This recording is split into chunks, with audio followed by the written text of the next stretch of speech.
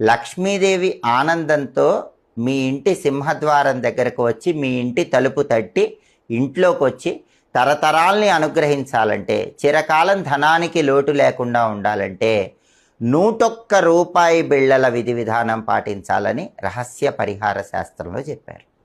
ఈ 101 రూపాయి బిళ్ళల విధి విధానం ఏంటంటే, ఎప్పుడైనా శుక్రవారం రోజు మీ ఇంట్లో పూజా మందిరంలో లక్ష్మీదేవి చిత్రపటం ముందు ఒక రాగి పళ్ళెం కానీ ఇత్తడి పళ్ళెం కానీ పెద్దది ఉంచి దానిలో 101 రూపాయి బిళ్ళలు ఉంచండి.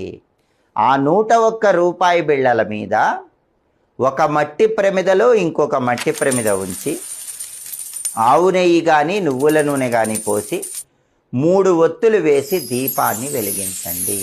అలా దీపం వెలిగించిన తర్వాత లక్ష్మీదేవికి పరమాన్నం కానీ కట్టె పొంగలి కానీ నైవేద్యంగా సమర్పించండి.